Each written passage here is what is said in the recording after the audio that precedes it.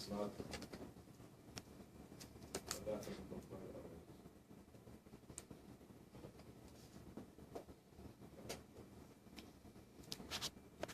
The second chapter is, again, a lot of information you're probably familiar with, but not everybody understands all of it all the time, or has a grasp on it, or might need a refresher. So we'll go through it a little bit.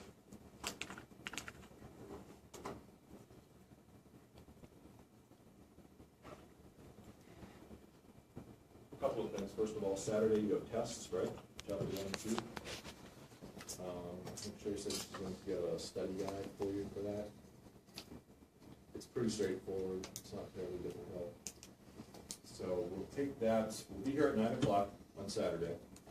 I figured we would start these in about 9:30. That's all right. I like to give a little bit of a break in the time when I have adult students and when I have a lot of people who work a lot of other jobs. I know you have to coordinate childcare. I know you have to coordinate going from one job to the next. I know you have to eat and sleep somewhere in between, and that's not always an easy thing to do. So rather than saying we're starting at 9 o'clock, and if you're not here, it's too late, I'll be like 9:30. That way you get here, you can flip through notes, flip through note cards, have some coffee, relax for a little bit, and then we'll get started now. I think it was about 40 questions.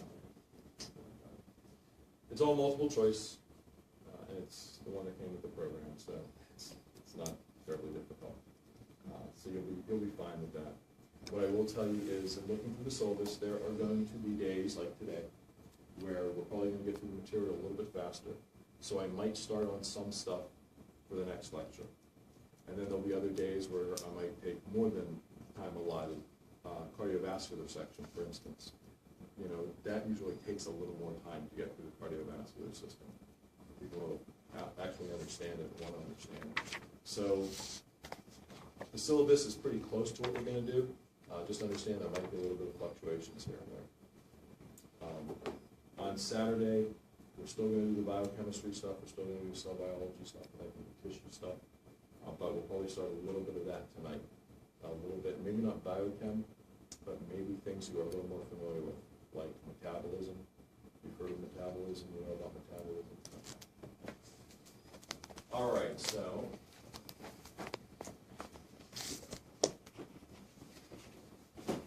do you know some of these different positions that we put a patient in? Fowler's position, are you familiar with this? Fowler's position, sitting up, legs up, with their back somewhat reclined. Different degrees, of course, in the Fowler's position. There's a left lateral, right lateral punching, like the recovery position. You familiar with the recovery position?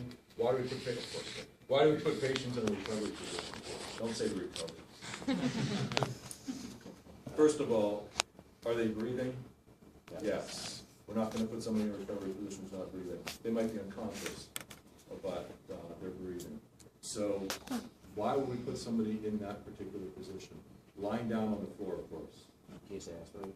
In case they aspirate, and that, of course, means they're going to inhale something, not swallow something. You know, people are always concerned about swallowing vomit. I don't really care about swallowing vomit. The swallowing part's not the bad part. Well, you know what I mean. The swallowing part's not what we're concerned about. We're concerned about going in the airway, and that becomes a choking hazard, one, and then later on, it's going to become a problem with infection. It's going to bring a lot of bacteria with it, and it's going to have a place for the bacteria to hide. So aspiration, definitely. Why else? If they're bleeding, to drain out. Out of their mouth or nose, yes, same idea. Keep them from aspirating. Let gravity do some work on their circulatory system, right? Well, yes, in the sense that we're going to allow gravity to be less of an obstacle. Because as I'm standing here, like this, my heart has to pump blood at a certain rate to go down to my feet. But it also has to pump at a certain rate pressure to go over to my shoulders. And again, at a certain rate and pressure to go up to my head.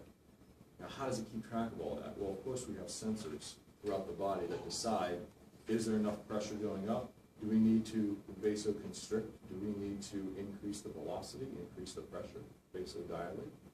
So we have those, a lot of different things working. if the heart's having a hard time getting blood up to the brain, what happens if a person doesn't get blood up to the brain? Faint. They faint. Why do they faint? Oh, the body's smart. Why do they faint? If you faint, where are you going? Down. Because that's the best position to be in. That way our body's not fighting against gravity in all these different directions. That's brilliant. Just lay down. Best way to do that, turn off the switch and let the gravity take over. Bad if you're visiting the Grand Canyon. It's a lot like the little road runner. Coyote. Why else? Why else might we put somebody in that position? Well, first of all, gravity, because now they're not going to fall onto the ground. We can't have them sitting up here, and they could collapse and fall into the ground. Ease of breathing. It allows the chest to expand better. Which lung is bigger? The right. The right. That's 3 lobes. Left lung is 2. There's a heart right here, right? Takes up some of that space. Why else? What if she's pregnant? She's got a big baby belly going on. No, left. Release pressure. Lessen the pressure off the vena cava, exactly. Remember, all these things that we just saw on this cadaver are still there when she's pregnant. All those organs that are vacuum packed inside of that body still exist when she's pregnant. They just get pushed up and out and to the side and back and down. And as she grows and grows and grows, and you can see her spine sort of changing the shape to counterbalance the weight, everything's going to get pushed in every different direction. So that means there's going to be pressure on the vena cava. That makes sense? Putting it on that side. Dorsal supine. This is both on there. I always say dorsal supine. Supine's on the back. Yes? On the stomach. I always say dorsal supine to remind people that it's on the back. That way it's not that thought. Well, let's get when is this way? We get it pretty quickly. Lithotomy. We see this in a gynecologic exam, for instance. There's the form of a lithotomy position with the legs up and the back. Simmons position. Have you seen this? A lot of people sleep in this position, but this is the position where a person's on their stomach and they sort of have their one leg pulled up a little bit. This is for getting innermost or rectal exam. Oh, this is good stuff. Yeah, okay, we can pronounce these things.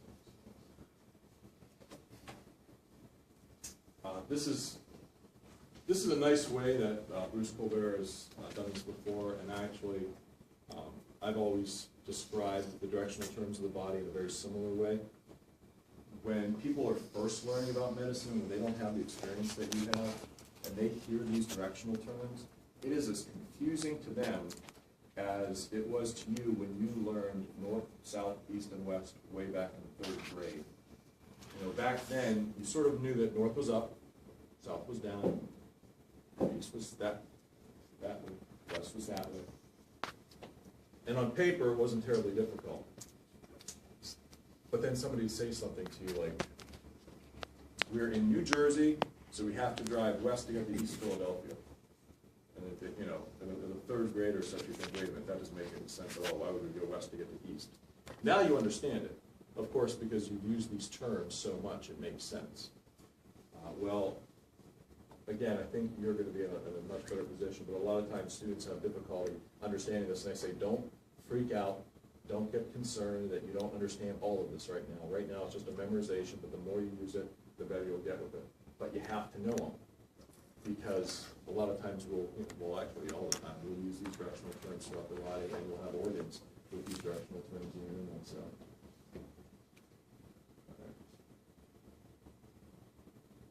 Anatomical landmarks serve as the needed point of reference, just like when we're talking north, south, east, or west.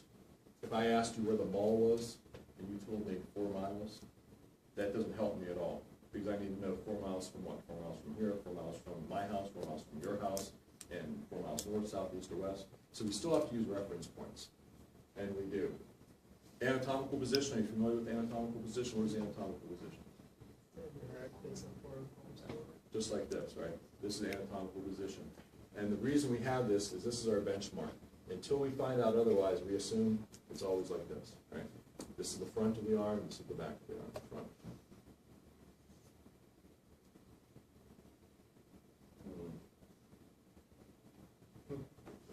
Know where pain comes from. Ah, right. Okay. I chose a different outfit. Supine on the back, prone on the stomach, Fowler's, said is at different degrees. Trendelenburg, you've heard of this? The old school people would still rush up to somebody who's down on the ground and grab their legs and put them up on a chair or put pillows underneath it. But we, of course, know that that's not very helpful, not necessarily helpful.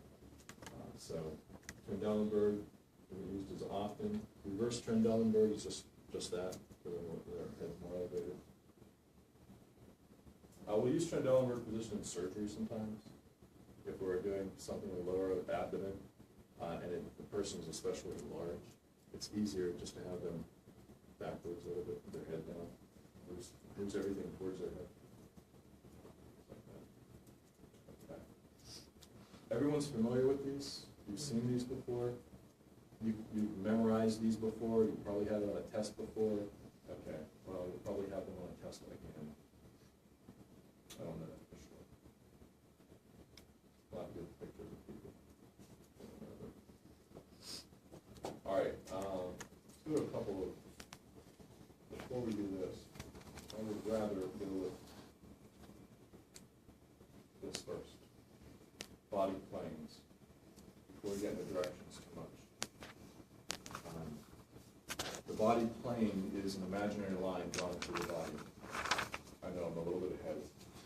I'm going to jump back, but this is an imaginary plane that is used to help orient different areas of the body. This is not something that is unfamiliar to us. The planes, the body planes themselves is probably familiar to you, but even in the early years when you're still learning these things, it wasn't unfamiliar to them, at least the idea of having this imaginary line. Because we're all familiar with the equator, right? The equator is that imaginary line that goes around the Earth, but we know that if we travel to the equator, there's not a big red line going across the ocean or a big red line going across the sand. It's just an imaginary line, and it creates an upper and lower hemisphere. And then, of course, we also have the longitudinal and latitudinal lines that help divide up the Earth. So the idea of getting a body and slicing it into these different areas is actually, kind of makes sense, really. The first ones, I was going to bring the skeleton in, I totally forgot. The first one is based on, first couple that I want to talk about, not these, the first couple I'm going to talk about are based on those suture lines that we saw in the cranium.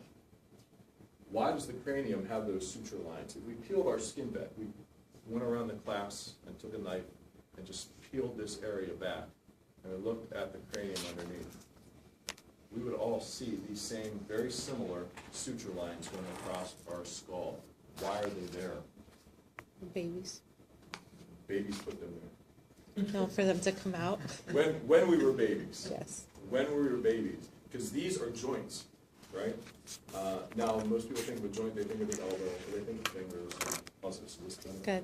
Yeah. They think of their knee, they think of something that moves. Even the pubic symphysis, right? It has some mobility to it. Intervertebral disc. But the sutures are joints that just no longer move. They once did, however. And why did they do that? To make birthing babies that much easier. Rather than having a solid cranium with those parietal bones, for instance, they were separated with a little bit of membrane in between. That way, when the baby's coming through the birth canal, these bones actually overlap. And that decreases the overall size of the cranium, the baby's skull, making delivery very, very easy. Well, from this point of view, at least, it makes it much easier. And then what happens, these bones go back into position and then come together and fuse. And that's how we end up with those lines down our skull. And the one that we saw up there, the coronal suture that comes across this way, that is, of course, is going to intersect with the sagittal suture, right at that bregma, right at the point where they meet, called the bregma, is where we find the anterior fontanelle, the soft spot in the baby's head, one of the last places in the cranium to ossify. All right, so we have that suture line there, the coronal suture. If we follow that coronal suture line and draw a line, just like an equator, just draw an imaginary line straight down, we will create a division in the body. We will create a division that makes a front part and a back part. Let's see, not there, all else there. This is why it is called the frontal or coronal plane. That division now creates a front part of this patient's body and a back part. And the things that are more towards the front of the body are said to be anterior or ventral. And the things that are more towards the back of the body are said to be posterior or dorsal.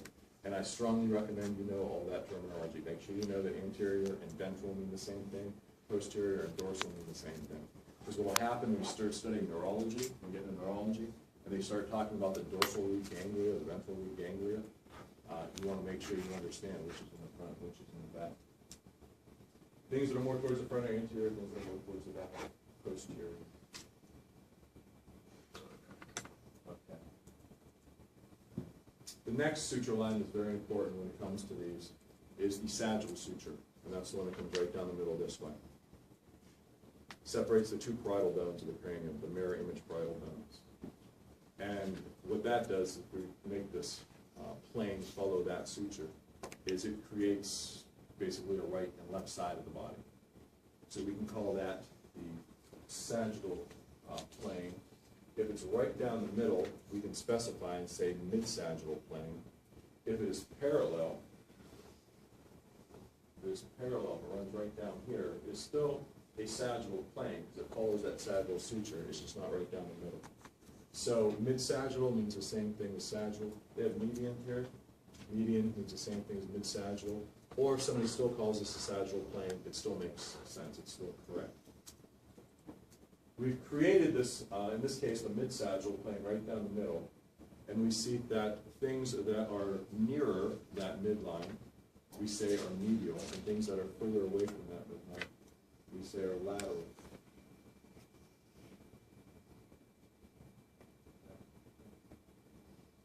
Very good plane, transverse plane, perpendicular to the body. Basically creates an upper part and a lower part. Things that are above that plane are said to be superior. Things that are below it are said to be inferior. I disagree with this a little bit because really when we're talking about cephalad, we mean overall. When something is more towards the head overall, it is cephalad. When things are more towards the tail, it is cauded. But since we are upright, it still means the same thing. More towards the top, cephalad, more towards the bottom, cauded. I think they have an oblique plane and can do that. Nope. No, okay. Oblique plane just means at an angle. I think maybe he did include that in talking about the fracture stuff, so it's the same thing. Now, down here on the bottom, you see this cross section. I'm sure you've seen something like this on a CT scan, right? It's very easy to make out the liver here. Kind of make out the spinal cord. You can see the vertebra here. Easy to make out the spleen here. You can definitely see the stomach right here. The aorta. You can easily see the aorta on this because everything is colored and lines are drawn with little names next to everything. But when you actually look at a CT, you'll notice that it's a lot of blacks and grays and a little bit of white here and there. Makes it a little more difficult.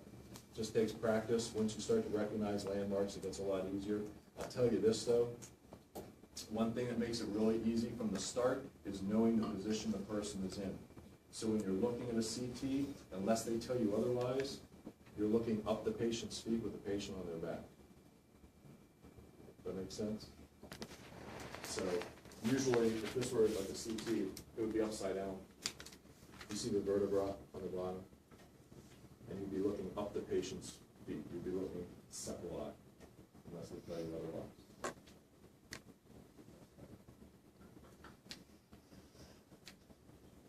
Very nice.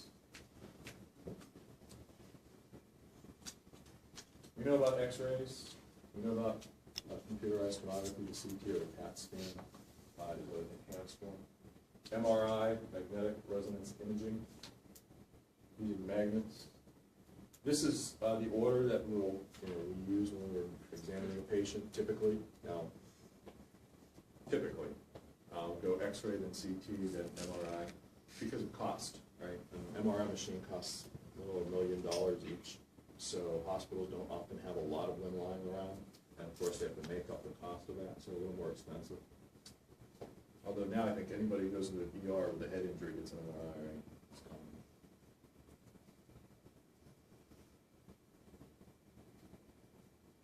The ultrasound.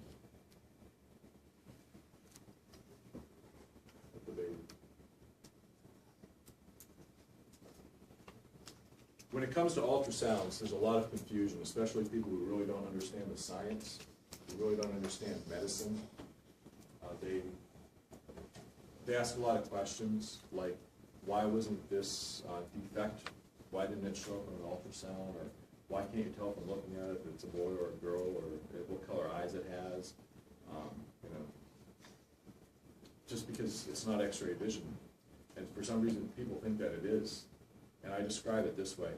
It's a lot like looking through a wall into an aquarium on the other side and trying to describe what kind of fish is swimming around based on just sound waves. So what is coming back is really just the computer's interpretation of all that information. Now, of course, they've gotten really, really good over the years. Have you seen the 4D ones? Yeah. Yeah, that's nice. You get like real time zoom dance. So just expect patients to be a little confused about the ultrasound, that it is not something that somehow sees inside of a patient. This comes up a lot when we talk about anencephaly. We discuss anencephaly. Have you heard of anencephaly? No. It's rare, but it does happen. You've probably seen images on the internet or something on the internet. The baby is born with basically no cerebrum. No cerebrum, no cranium. Everything from here back is just missing. Now there's skin and there's hair, but there's nothing else underneath it. So this baby's not going to survive. If it is born alive at all, and there's remnant brain stem there, we might get 5 minutes of actual movement, of actual what appears to be life, but you can't fix this. You can't do a brain transplant. Now, who's going to be the donor? No takers. All right. It's awfully kind. This is one of the reasons why they still do late-term abortions in the U.S. Because sometimes this stuff doesn't show up till later. Can't see it till later. And not all women go to their appointments. Sometimes a woman has had 5 or 6 children, pregnant again, and she says, I know the drill. When a baby's coming, I head to the hospital. Sometimes women come from outside of the U.S. Maybe they come to the U.S. specifically to give birth. Maybe they just happen to move with their family at the time. But it still happens, and this is one of the reasons why. I talked on Monday a little bit about childbirth and the things that can go wrong, and there's just so much that can go wrong and so much danger to mom. Women in the U.S. still die during childbirth. It's not often. They try to do everything they can to stop that from happening, but it still happens. Not to mention there's a great deal of trauma to mother's body during childbirth. So if we have a situation where the child's not going to survive, it's sometimes better just to terminate. But that's always a difficult thing, especially people who don't understand the science. I am by no way saying I am pro-abortion. Don't get me wrong. But I like for people to have a scientific understanding, and then they can have their beliefs, their spiritual beliefs, their moral beliefs as they may be, and make an informed decision. I don't want to sound like I'm preaching about that, but I certainly am not. I don't know what they're doing. body cavities, the body's divided into these spaces. We saw that on the cadaver dissection a little bit ago. You can see how the diaphragm clearly separates one area from another. We will see that there are dorsal and ventral cavities. Let's go like that. Okay. You can see in this picture a little bit better. I know, again, I'm going to jump around a little bit. The dorsal cavity in yellow includes the brain and spinal cavities. The posterior cavity, that holds a lot more, and some of those are within other cavities. So if we take our cadaver and we do our calvarium cut, that's you've seen it on every single skeleton you've ever seen. They do the cut around the skull this way, take that off, we take the brain out, and I'll put the cap back on. Now we have a big empty space, right? That's what a cavity is. So once we take the brain out, we're left with just the cranial cavity. And the vertebrae are individual bones that make up what people call the backbone. It is there, of course, to protect the spinal cord. It is not one giant solid bone, because if it was, I could not bend side to side, front to back. We wouldn't have that mobility.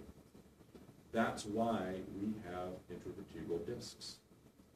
A lot of people are under the impression that the discs between the vertebrae, that they're there for cushioning. Have you heard this? And there is an aspect of that. They do offer some cushioning. And we know that when we lie down,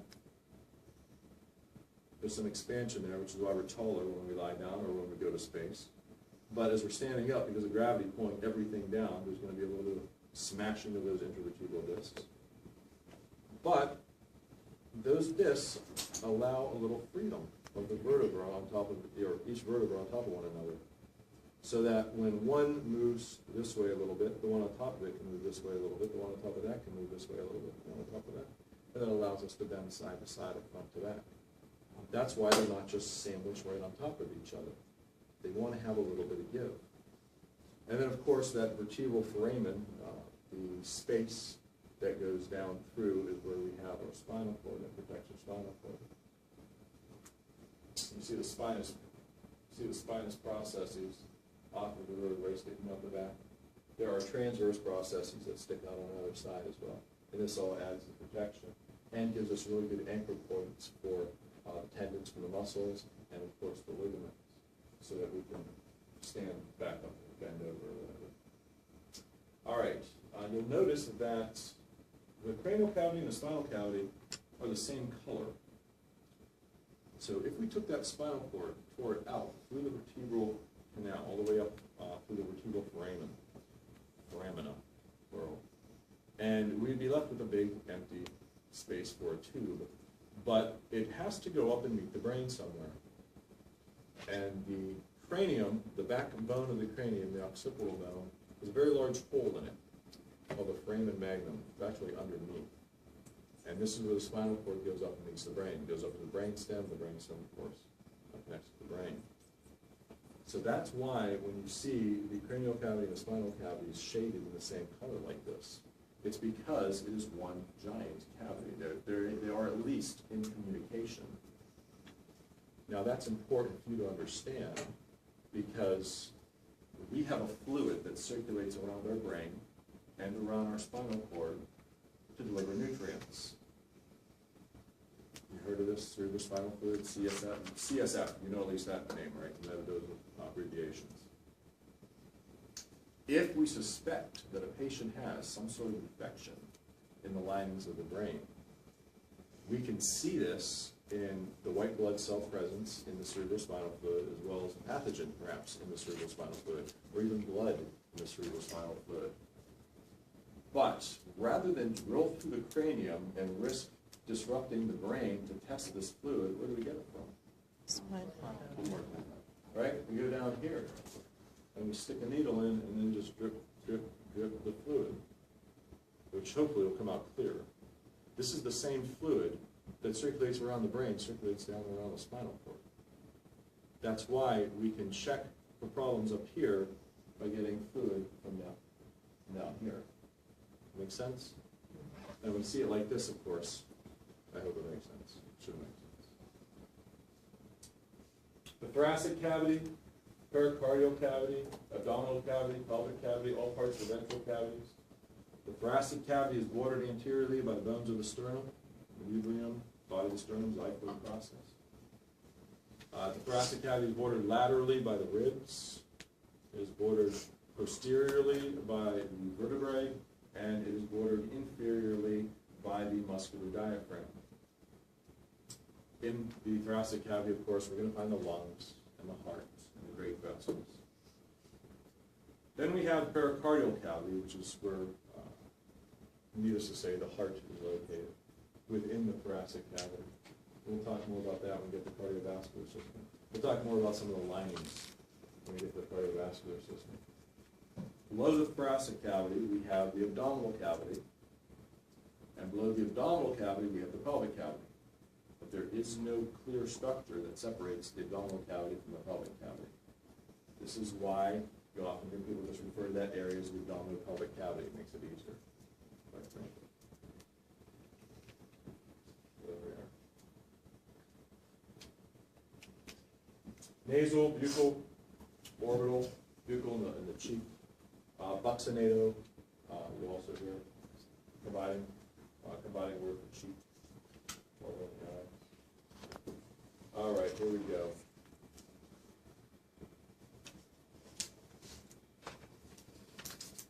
The vertebrae that make up our vertebral column, we have them sectioned off in regions, different areas. The ones up by the neck, in the neck area, cervical. We say cervical because, of course, cervicals might go through neck. We see that in other areas of the body as well, but right here, we have 7 cervical vertebrae. How many of you have heard the breakfast at 7, lunch at noon, dinner, whenever? Well, dinner at 5. This is why I have a problem with this, because if you use that to memorize it, what happens is people forget. People don't eat. People think, well, I had breakfast at 6 this morning. That doesn't seem right. So here's what I do. Here's what I tell people. I tell people when you want, because when I test on this material, I mix all the numbers up. I mix all the areas up. I'll throw brand new areas in. I'll just make things up. My test will sometimes have A, B, C, D, E, F, G, H, I, J, K as options. So I'll put all kind of different things in. And it's definitely out of order. But I tell them, if you remember it this way, you'll remember it further. When you think of the cervical vertebrae, you think of the cervical with a 7. And if you say it like that, you'll remember it forever. It's cervical with 7 vertebrae. Thoracic with a T, 12 with a T. There are 12 thoracic vertebrae, 12 with a T, thoracic with a T. Lumbar, there's 5. I got nothing for that one. You gotta work on that one yourself. But the lumbar is 5. That. And they all come to rest. The whole body actually comes to rest down around those lower lumbar vertebrae.